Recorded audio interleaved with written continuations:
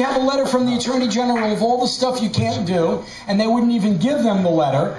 And this guy who's the Attorney General was standing up there, and I was like, have you ever been like, really, has anybody here ever been bar mitzvah? Not lately. Okay, they're the Jews, okay, right there? All right, thank you. Once I remember. Sir, thank you very much, I appreciate that. Ladies and gentlemen, what they're making out of the Constitution these days, okay, basically, you know, so, did you need this? He'll be out in a second, I think, pretty much. So basically, Bennett gets up there and he's accusing this Deputy Attorney General who works in the Christie administration, just making up this shit as they go along. And he says they come over, they won't read them any, you know, they won't read them the ordinance that they say they're breaking. Why? Because they're just using the First Amendment, and there's no rule against this. And he said, besides, the part where they are is honoring World War II veterans. And what did the World War II veterans do? They went to fight against fascism and save the world for democracy. And the best way to survive and keep the First Amendment is what? To fucking use it, okay? And that's the idea there. The First Amendment doesn't become stronger when you pass a law that says they can't use it. It becomes stronger not by abridging it, by allowing more free speech. I mean, as a lawyer for the ACLU, I've always considered my client the Bill of Rights, because it doesn't matter what the person says, I defend the right of the person to say it. That's basically the stuff. And even the ACLU just defended a guy who there was a guy who came from New Jersey to burn a Koran at Ground Zero, okay? He burned a Koran at Ground Zero, and then he lost his job. He got fired by Chris Christie. So he comes to the ACLU, the ACLU looks at this and says, okay, well, we don't agree with the content of what the guy did, but you know what? First Amendment protects his right to do it, and they basically get his job back, and they get him like 30 grand in back pay. Why did they get this? Because finally Chris Christie realized that he was going to be deposed in interrogatories as part of the case, and once he found out that he would be deposed, they just fucking settled immediately. So you have a First Amendment. And you know what? I always try to say that I use my First Amendment every day, which is what I'm doing now. And that's what these people are doing all over the world. I mean, they started, the Tea Party people, believe me, I have hung out with a lot of fucking Tea Party people, man. I go down there, I enjoy walking amongst them and just hearing what they have to say, because I like to keep my enemies, I like what they say, I like to keep my friends close and my enemies closer. And I walk amongst them and just hear what they have to say.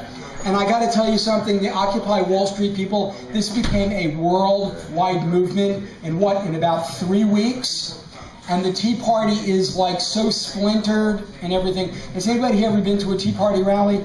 No. Dude, I'm telling you, you really have to go just for the enjoyment. It is really enjoyable just to involve yourself and get into conversations with them.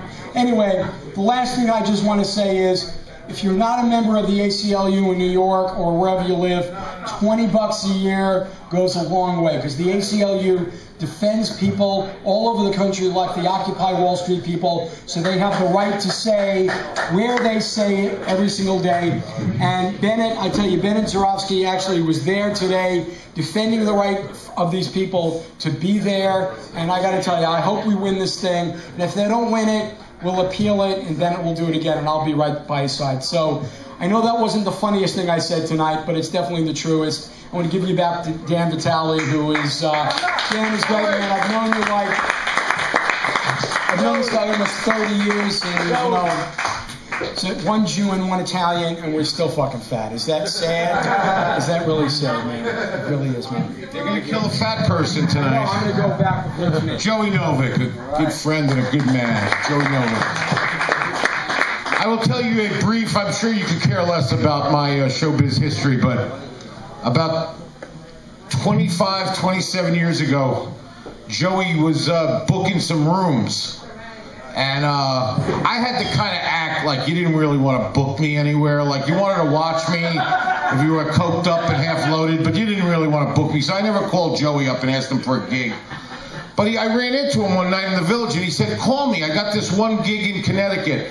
And I really, you know, it's like back in those days, I was like skinny, wearing a jacket with the sleeves rolled up. I thought I was Don Johnson. I looked like a fucking chooch, but So anyway, I called, money was money. It was like a, quarter ounce of blow maybe. So I called up Joey. And I knew I was in trouble because he goes, look, I'm not headlining you, but you can middle. So I said, hey man, I don't care, I'll middle. So he goes, all right, here's the deal though. You have to share a room with the opening act. I said, what? No problem, man. Who's the opening act? And he says, Mac and Zach. Mac and Zach were two black gentlemen. One guy weighed 600 pounds. The other guy, and I'm not making this up, God rest their soul. I hope that one of them's still alive. I hope. Oh no, oh God. Mac or Zach weighed about 800. And I just thought, like, one thing I've spent, like, a third of my life sitting up smoking freebase with jerk-offs down in the East Village. The last thing I need to do is sit up with a bunch of guys frying bacon till dawn, And the sad part is that neither Mac or Zach apparently are still with us, but they were great guys, and I didn't do the gig. And folks, if you really think about it, I guess we're talking about death a little bit.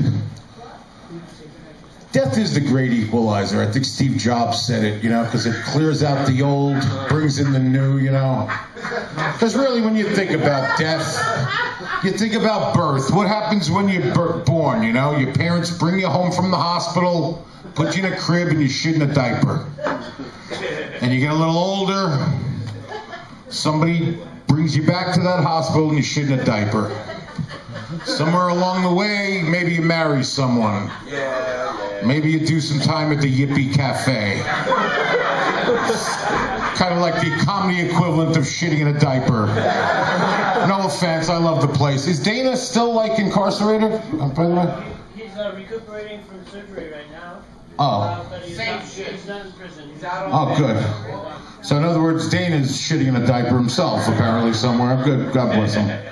And I don't mind that part so much as I mind what I know is coming, because I don't have any kids. None that I know of, Detroit. You know what I'm saying? You bastard, because you dropped them. Half homosexual. But that's all right. Whatever your choice is, man, it's okay with me, man. Whatever you gotta do. If it's 3 a.m. and you need to, like, go out and pick up some guy, hey, that's all right with me, because you're part of the movement, too. Those guys are part of the movement, too. If you need to get a transvestite, $5, blow you behind a dumpster, I'm down with you, Detroit, because I know you don't have dumpsters in Detroit. Nor do you have transsexuals, probably. Although, if I hear this fat fuck Michael Moore tell me one more time about the poor people in Flint, if that guy gave up a third of his calories, he could feed Flint, Lansing, Michigan, and 2/3 of fucking Yankee Stadium during the playoffs. That fat bastard. I am so sick of fat people. And what I'm really sick of is, like, fat people coming up to me out on the street after a gig going, guys like us, no, there's no guys like us, all right?